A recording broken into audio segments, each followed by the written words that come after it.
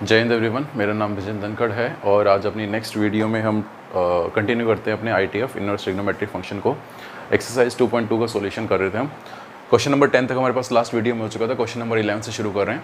जिसने पिछली वीडियो नहीं देखी एक बार वो गो थ्रू कर ले उससे और उसके बाद इससे कंटिन्यू करें। चलिए, तो NCERT का सॉल्यूशन एक्सरसाइज 2.2 कर रहे हैं।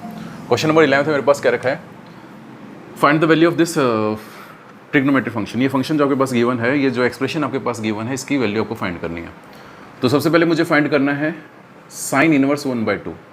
अंदर से चलना शुरू करना और बाहर की तरफ आएंगे हम। तो मेरे पास साइन इनवर्स 1/2, मुझे पता है साइन इनवर्स 1/2 कब होगा, कैसे सोल्व कर रहे थे हम, इसे थीटा अज्यूम कर लेंगे। तो साइन थीटा की वैल्यू कितनी होगी मेरे पास, साइन थीटा की वैल्यू होगी मेरे पास 1/2 के बराबर। अच्छा, साइन थीटा 1/2 कब होता है मेरे पास, जब थीटा की वैल्यू कितनी हो जाएगी, थीटा की वैल्यू मेरे पास हो जाएगी π/6 के बराबर। क्लियर है, थीटा की वैल्यू आ गई मेरे पास π/6, तो साइन इनवर्स 1/2 की वैल्यू कितनी आ गई, π/6 के बराबर आ गई। तो इसकी वैल्यू कितनी रिप्लेस कर दूंगा, π/6 मल्टीप्लाई 2, बाहर एज इट इज है मेरे पास cos 2 और बाहर है tan इनवर्स। 2 से कैंसिल करूंगा, 3 टाइम्स गया मेरे पास ये, तो मेरे पास कितना हो गया, बाहर है tan इनवर्स 2 cos π/3। cos π/3 कितना होता है, cos 60 होता है मेरे पास 1/2 के बराबर। π/3 का मतलब 60, cos 60 1/2 मल्टीप्लाई 2 कितना हो गया मेरे पास 1, बाहर कितना है मेरे पास tan इनवर्स, और tan इनवर्स 1 कितना होता है, tan इनवर्स 1 मेरे पास होता है π/4 के बराबर। क्लियर है सबको यहाँ तक। चलिए, नेक्स्ट मेरे पास है question number 12, cot of tan inverse alpha plus cot inverse alpha.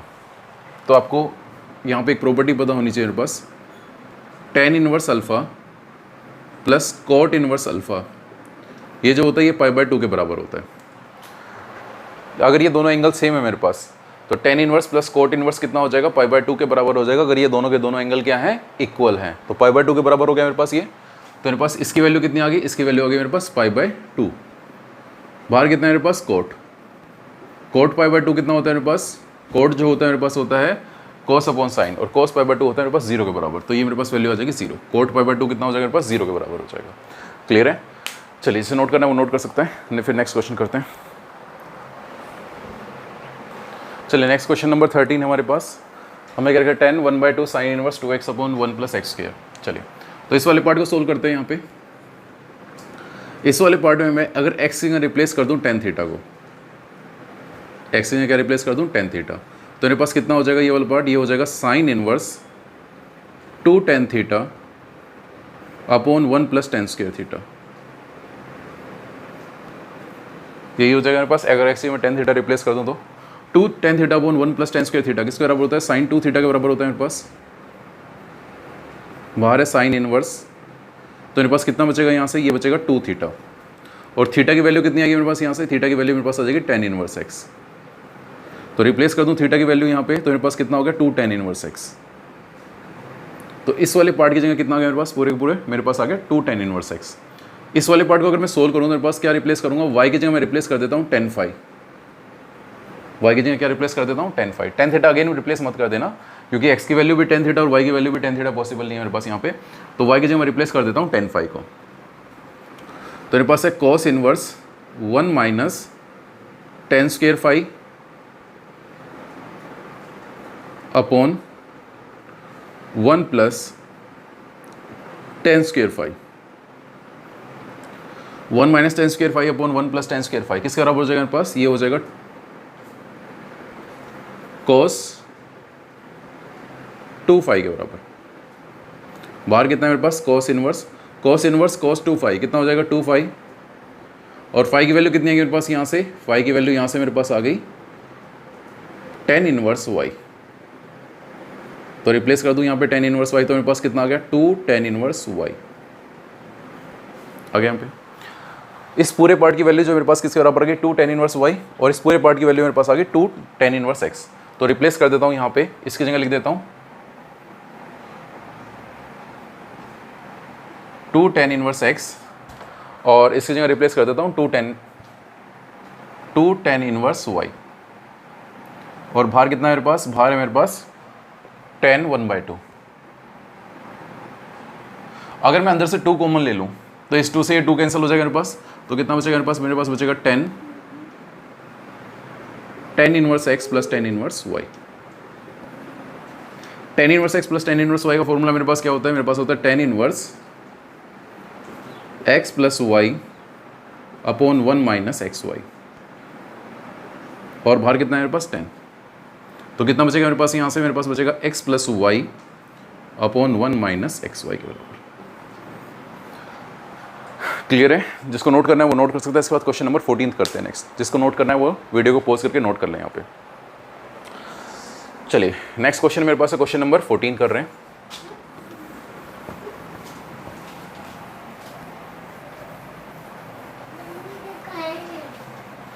Question number 14 मेरे पास है, क्वेश्चन नंबर 14 मेरे पास है sine of sine inverse 1/5 plus cos inverse x is equal to 1 के बराबर है मेरे पास। ठीक है, कॉस इनवर्स 1 के। अब मुझे पता है कि मेरे पास जब साइन π/2 होगा तब ये 1 के बराबर देगा, और ये π/2 कब होगा, ये π/2 तब होगा जब मेरे पास sine inverse theta plus cos inverse theta होगा। मतलब ये दोनों के दोनों एंगल क्या होने चाहिए, सेम होने चाहिए मेरे पास। ये तभी क्या होगा, इसकी वैल्यू 1 के बराबर होगी। क्लियर है? अगर ये दोनों एंगल मेरे पास अगर सेम होंगे, दोनों के दोनों एंगल सेम होंगे, तो इसकी पूरे की वैल्यू कितनी हो जाएगी, π/2 के बराबर। क्योंकि प्रॉपर्टी क्या कहती है मेरे पास, प्रॉपर्टी कहती है sine inverse theta plus cos inverse theta जो होता है वो π/2 के बराबर होता है। किसके बराबर होता है, π/2 के बराबर। जब थीटा दोनों में थीटा अगर दोनों में थीटा है तो मेरे पास कितना हो जाएगा, π/2 के बराबर हो जाएगा। क्लियर है? और साइन π/2 कितना होगा, 1 हो जाएगा मेरे पास। तो x की वैल्यू मेरे पास यहाँ से कितनी आ जाएगी, x की वैल्यू मेरे पास यहाँ से आ जाएगी 1/5 के बराबर। ये तो क्या मेरे पास, अगर MCQ में अंदर आता है तो ये, अगर MCQ में मेरे पास आ रहा है तो मैं इसको इस हेल्प से सोल्व कर सकता हूँ यहाँ पे। अगर मुझे लॉन्ग मेथड से करना है, अगर ये मेरे पास 3 नंबर का क्वेश्चन आता है तो कैसे सोल्व करूँगा, मुझे पता है साइन x प्लस वाई का फॉर्मूला क्या होता है मेरे पास, साइन x प्लस वाई का मेरे पास फॉर्मूला होता है यहाँ पे साइन x प्लस वाई का sine x cos Y plus cos X into sine Y. तो अगर मैं ओपन कर दूं इसको तो मेरे पास कितना हो जाएगा, साइन एक्स का कितना है मेरे पास, एक्स की वैल्यू ये है मेरे पास और वाई की वैल्यू मेरे पास ये है। तो मेरे पास हो जाएगा sine of sine inverse 1/5 cos Y, Y की वैल्यू कितनी है मेरे पास, वाई की वैल्यू मेरे पास cos inverse X plus cos X. X की वैल्यू कितनी है मेरे पास, एक्स की वैल्यू मेरे पास है sine inverse 1/5 into sine, Y की वैल्यू कितनी है, कॉस इनवर्स एक्स। क्लियर है? 1 के बराबर मुझे गिवन है ये, एक्स की वैल्यू मुझे फाइंड करनी है यहाँ से, ये 1 के बराबर है मेरे पास यहाँ से। Sine of sine inverse theta तो मेरे पास कितना हो जाएगा, 1/5 के बराबर आ जाएगा डायरेक्टली ये। कॉस इनवर्स कॉस कितना हो जाएगा मेरे पास, एक्स के बराबर आ जाएगा। मल्टीप्लाई में ये दोनों के दोनों, बीच में साइन प्लस का। अब इस वाले पार्ट को सोल्व करते हैं। इस वाले पार्ट को कैसे सोल्व करेंगे देखना ध्यान से।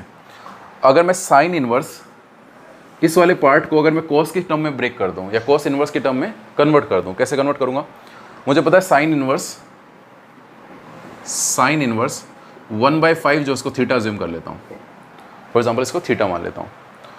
तो मेरे पास साइन थीटा की वैल्यू कितनी आ गई, साइन थीटा की वैल्यू मेरे पास आ गई 1/5। अगर मैं ट्राइंगल ड्रॉ करूं और इसमें ये मेरे पास थीटा है तो साइन थीटा क्या होगा, परपेंडिकुलर अपॉन हाइपोटेन्यूज के बराबर होगा, परपेंडिकुलर अपॉन हाइपोटेन्यूज के बराबर होगा। तो मेरे पास ये बेस किसके बराबर आ जाएगा, मेरे पास बेस आ जाएगा 5 का स्क्वायर माइनस 1 का स्क्वायर, कितना आ जाएगा 24। 24 का अंडर रूट करूँगा तो मेरे पास अंडर रूट 24, अंडर रूट 24 को मैं लिख सकता हूँ 2√6 के बराबर लिख सकता हूँ। क्लियर है? इसे लिख सकता हूँ 2√6। तो मेरे पास यहाँ से कॉस थीटा की वैल्यू कितनी आ गई, कॉस थीटा की वैल्यू मेरे पास यहाँ से आ गई 2√6/5, ये मेरे पास आ गई कॉस थीटा की वैल्यू। क्लियर है? अब मुझे थीटा चाहिए था क्योंकि मैंने इस पूरे पार्ट को थीटा अज्यूम किया था, मुझे थीटा की वैल्यू चाहिए। थीटा की वैल्यू कितनी आ गई मेरे पास आ गई कॉस इनवर्स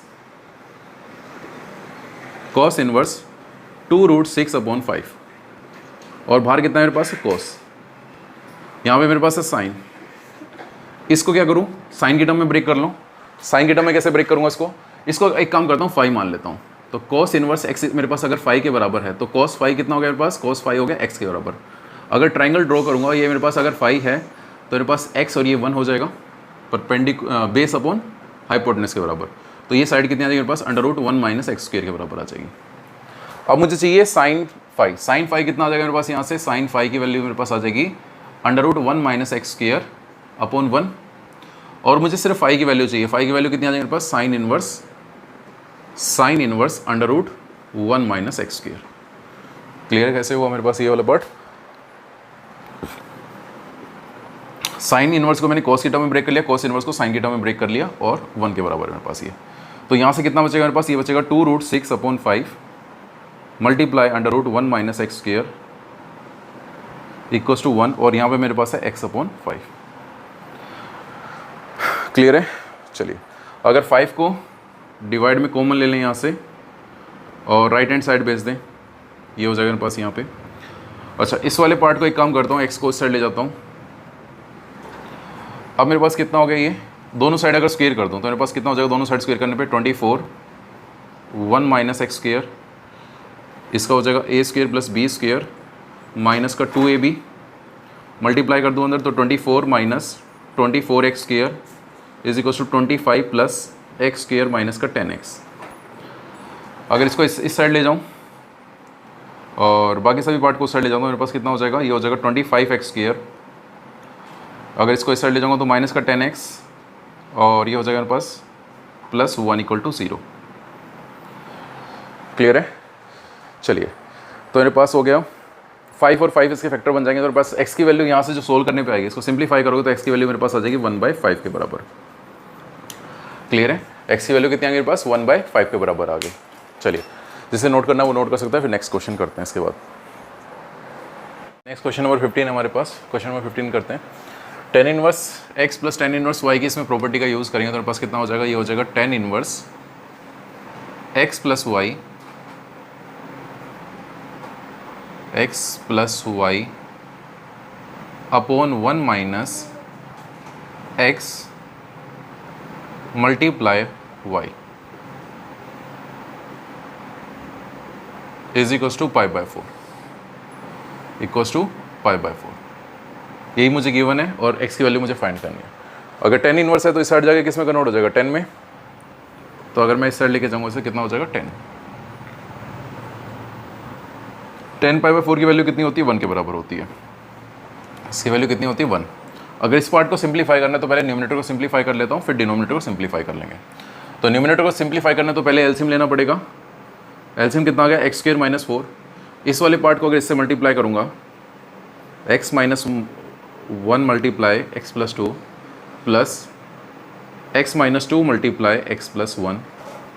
सिंप्लीफाई करें इसे तो मेरे पास कितना हो जाएगा, ये हो जाएगा x² प्लस का 2 माइनस का x - 2 plus x² plus x - 2x plus -2 upon x² - 4। तो मेरे पास यहाँ से कैंसिल हो गया, +2 यहाँ से आना चाहिए था मेरे पास x² प्लस का 2x आना चाहिए था यहाँ पे। क्लियर है? चलिए मेरे पास प्लस का 2x माइनस का 2x plus x minus x cancel हो गया तो मेरे पास कितना बचा यहाँ से, मेरे पास बच गया 2x² माइनस का 4 अपॉन x² - 4। ये आ गया न्यूमिनेटर पार्ट को सोल्व करके। अब डिनोमिनेटर वाले पार्ट को सोल्व कर लेता हूँ, इस वाले पार्ट को। अगर डिनोमिनेटर पार्ट को सोल्व करूँगा मेरे पास कितना हो जाएगा, इन दोनों को मल्टीप्लाई कर दें, इन दोनों को मल्टीप्लाई करूँगा मेरे पास कितना आ जाएगा यहाँ से 1 माइनस x² - 1 अपॉन x² - 4। इन दोनों को मल्टीप्लाई करेंगे, a - b × a + b, a - b × a + b। LCM ले लें, एलसीएम लेने पे कितना आ जाएगा x² - 4 क्रॉस मल्टीप्लाई करेंगे x² - 4 माइनस का x², माइनस से जब इसको मल्टीप्लाई करूँगा माइनस का x² और प्लस का 1 हो जाएगा। तो ये दोनों कैंसिल हो गए। मेरे पास कितना बच गया यहाँ पे डिनोमिनेटर, मेरे पास यहाँ पे बच गया माइनस का 3 अपॉन x² - 4। तो न्यूमिनेटर पार्ट को सोल्व करने में मेरे पास ये आ रहा है कितना, 2x² - 4 अपॉन x² - 4 और डिनोमिनेटर पार्ट को सोल्व करने में -3 अपॉन x² - 4। कैंसिल कर दें इसको। अच्छा किसके बराबर है ये है 1 के बराबर। तो मेरे पास कितना आ गया यहाँ से, ये आ गया 2x² - 4 अपॉन -3 is equal to 1। Cross multiply कर दें, सो 2x² - 4 इज इक्वल टू -3, ये सर जाके प्लस का हो जाएगा 2x² = 1, so x² is equal to 1/2।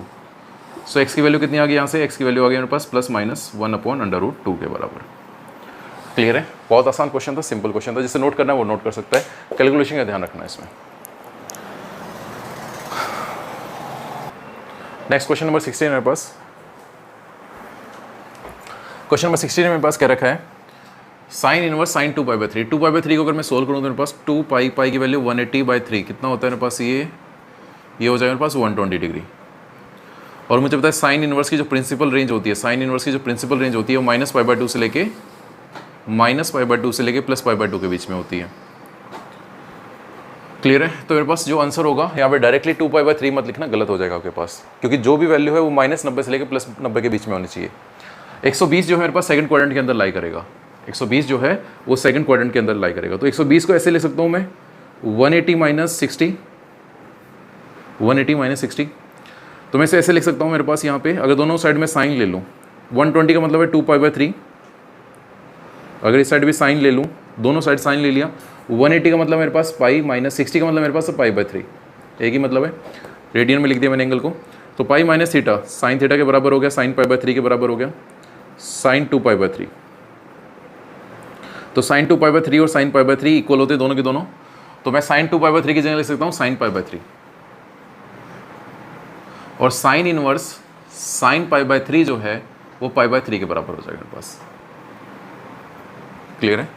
चलिए नेक्स्ट मेरे पास है 3π/4। 3π/4 की बात करूँ तो मेरे पास 3π/4 जो होता है 135 डिग्री होता है। कितना होता है? 135। अब 10 जो है वो नेगेटिव आंसर देगा, मतलब कि नेगेटिव मेरे पास आंसर देगा। सेकंड क्वाड्रेंट में होता है 135 और 10 जो होगा नेगेटिव होगा। तो 135 को अगर मुझे लिखना है तो 135 को ऐसे लिख सकता हूँ मैं, 135 को 180 - 45, कितना लिख सकता हूँ? 180 - 45। अगर मैं दोनों साइड 10 ले लूँ, अगर मैं दोनों साइड 10 ले लूँ तो मेरे पास कितना हो जाएगा? ये हो जाएगा -10 45 के बराबर। सो 1035, 10 135 को मैं लिख सकता हूँ, 135 को मैं लिख सकता हूँ 180 - 45। दोनों साइड अगर मैं 10 ले लूँ तो 10 135 किसके बराबर हो जाएगा? -10 45 के बराबर हो जाएगा। और माइनस को अगर अंदर भेज दूँ मैं तो मेरे पास कितना हो जाएगा? 10 - 45 डिग्री। 45 का मतलब कितना है मेरे पास? π/4। तो मैं 10 3π/4 की जगह कितना लिख सकता हूँ? 10 - π/4 लिख सकता हूँ। बाहर कितना है? 10 इनवर्स। सो 10 इनवर्स tan थीटा कितना हो जाएगा? थीटा के बराबर हो जाएगा कब? जब ये जो थीटा है उसकी प्रिंसिपल रेंज के अंदर लाई करेगा। प्रिंसिपल रेंज कितनी होती है इसकी? इसकी प्रिंसिपल रेंज होती है मेरे पास -π/2 से लेके +π/2 ओपन इंटरवल। क्लियर है? चलिए क्वेश्चन नंबर 18 सोल्व करें। जैसे ये नोट करना है वो नोट कर सकता है। क्वेश्चन नंबर 18 कर रहे हैं।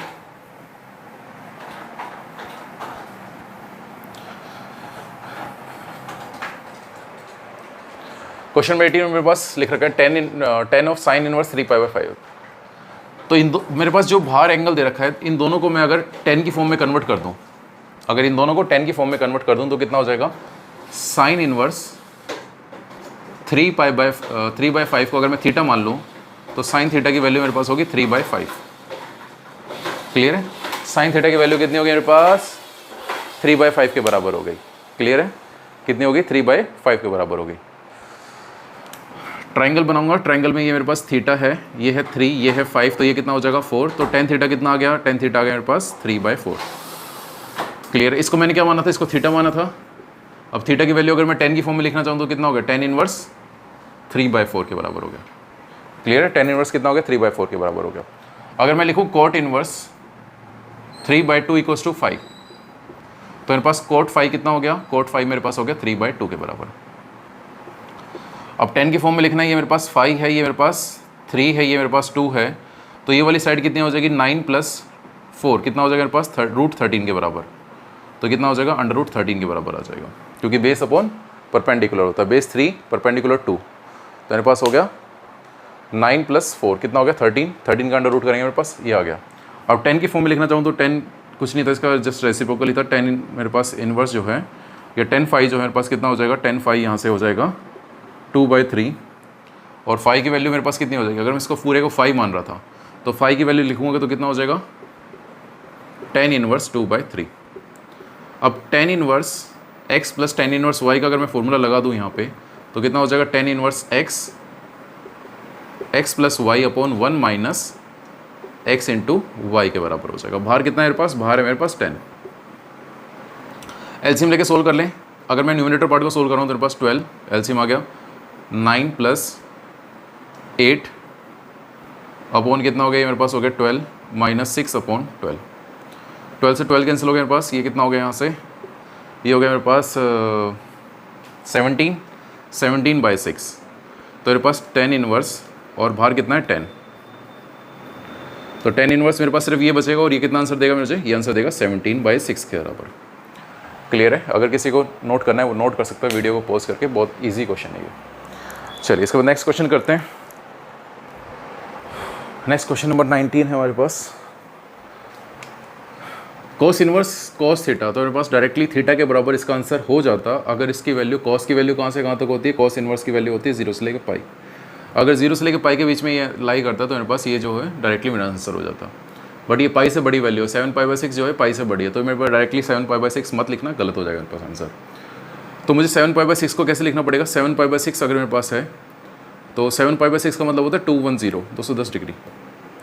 अगर 210 को लिखना तो ऐसे लिख लूँ 80 + 30, ये मेरे पास कितना है 7π/6। मैं सिर्फ डिग्री में कन्वर्ट करके दिखा रहा हूँ ताकि आपको थोड़ा सा ईजी लगे ये, ठीक है। तो मेरे पास कितना हो जाएगा यहाँ से, ये हो जाएगा दोनों साइड अगर cos ले लूँ तो cos 210 कितना हो जाएगा, cos 180 + 30 डिग्री। क्लियर है? 180 + 30 मेरे पास कितना हो जाएगा, -cos 30 के बराबर हो जाएगा, क्योंकि 180 + theta cos theta second quadrant है, थर्ड क्वाड्रेंट है, थर्ड क्वाड्रेंट के अंदर cos क्या हो जाएगा, नेगेटिव हो जाएगा। तो मेरे पास cos 210 किसका बराबर हो जाएगा, -cos 30 के बराबर हो जाएगा।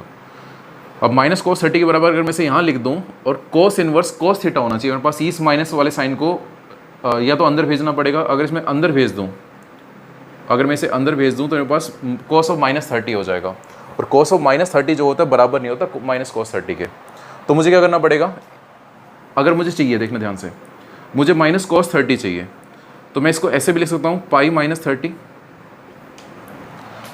किसे मैं ऐसे भी लिख सकता हूँ cos ऑफ π-30, तो मेरे पास कितना हो जाएगा, -cos 30 के बराबर हो जाएगा, एक ही बात है। अब 30 की वैल्यू कितनी है मेरे पास, 30 की वैल्यू मेरे पास है π/6। क्लियर है? तो मैं इसको ऐसे यहाँ से लिख सकता हूँ cos 5π/6, या फिर आप डायरेक्टली भी इसे लिख सकते थे। डायरेक्टली कितना लिख सकते थे, मुझे 7π/6 चाहिए तो cos 2π - 5π/6। क्लियर है? मेरे पास कितना बचता, cos बाहर कितना है मेरे पास, cos इनवर्स, तो 7π/6 को मैं ऐसे भी लिख सकता था, 2π - 5π/6 भी लिख सकता था, या आपको खुद सोचना पड़ेगा कि मैं इसे किस फॉर्म में ब्रेक करके लिखूँ। तो मेरे पास यहाँ से डायरेक्टली वैल्यू आती है, डायरेक्टली वैल्यू मेरे पास 5π/6 आ जाती है यहाँ से, ऐसे एज इट इज़। क्लियर है? यहाँ सोल्व करके तब भी 5π/6 आएगी, यहाँ से सोल्व करके तब भी 5π/6 आएगी, कोई दिक्कत नहीं है। चलिए नेक्स्ट मेरे पास है साइन इनवर्स -1/2, 1/2 π/6 के ऊपर होता है, -1/2 -π/6 के ऊपर होता है। तो मेरे पास इसकी वैल्यू जो आएगी, प्रिंसिपल वैल्यू, वो कितनी आएगी, -π/6। माइनस को अगर माइनस से मल्टीप्लाई करूँगा तो क्या हो जाएगा, प्लस हो जाएगा। माइनस को अगर माइनस से मल्टीप्लाई करूँगा तो क्या हो जाएगा, प्लस हो जाएगा। और ये π/3, दोनों का एलसीएम ले लें तो मेरे पास 6 आ गया, ये हो गया 2π, ये हो गया π/3, बार है साइन, तो 3π/6 कितना हो गया मेरे पास, हो जाएगा π/2 के बराबर। और साइन π/2 कितना होता है मेरे पास, साइन π/2 होता है 1 के बराबर। नेक्स्ट देखते हैं tan इनवर्स √3, √3 कब होता है मेरे पास, π/3 के ऊपर होता है, 60 डिग्री ऊपर होता है। अगर मैं कोट की बात करूं, कोट मेरे पास अगर मैं इसे यहाँ पे लिखूं, कोट इनवर्स माइनस का √3 is equals to theta, so cot theta is equals to -√3। अच्छा, कोट नेगेटिव कब कब होता है, कोट नेगेटिव मेरे पास होता है या तो सेकंड क्वाड्रेंट में या फिर फोर्थ क्वाड्रेंट में। और कोट की प्रिंसिपल रेंज होती है मेरे पास ओपन इंटरवल 0 से लेके पाई, ओपन इंटरवल 0 से लेके पाई। तो कॉमन पार्ट क्या आ गया, कॉमन आ गया मेरे पास सेकंड में। अगर सेकंड में मुझे कोई एंगल लिखना है तो क्या लिखना पड़ेगा, π - थीटा करके लिखना पड़ेगा। और इसकी वैल्यू कितनी है थीटा की, थीटा की वैल्यू मेरे पास √3 कब होता है, π/6 के ऊपर होता है, 30 डिग्री ऊपर होता है। तो π - π/6 कर दूंगा यहाँ पे। सो π - π/6 अगर मैं करूँगा तो मेरे पास कितना आ जाएगा, 5π/6 के बराबर आ जाएगा। एलसीएम ले लें 6, इसे मल्टीप्लाई कर दें तो मेरे पास कितना आ जाएगा, ये आ जाएगा 2π माइनस का 5π/6, मेरे पास कितना आ गया, माइनस का 3π/6 के बराबर। तो इसे सोल्व करूँगा तो मेरे पास आ जाएगा माइनस का π/2 आ जाएगा। क्लियर है? आंसर मैच कर लेते हैं एक बार इसका। तो मेरे पास इसका आंसर है 21 का बी, ठीक है। तो -π/2 is the correct answer for this question. तो एक्सरसाइज 2.2 आपकी कंप्लीट होती है इसी के साथ। मैंने सारे क्वेश्चन करवाए हैं, कुछ क्वेश्चन डिलीट हैं जो मैं बता चुका हूँ ऑलरेडी, बट फिर भी मैंने इसके सारे क्वेश्चन करवाए हैं। आप देख सकते हो इन क्वेश्चंस को, सॉल्यूशन को। अगर आपको अच्छा लगा हो तो आप लाइक एंड शेयर जरूर करना। थैंक यू, जय हिंद।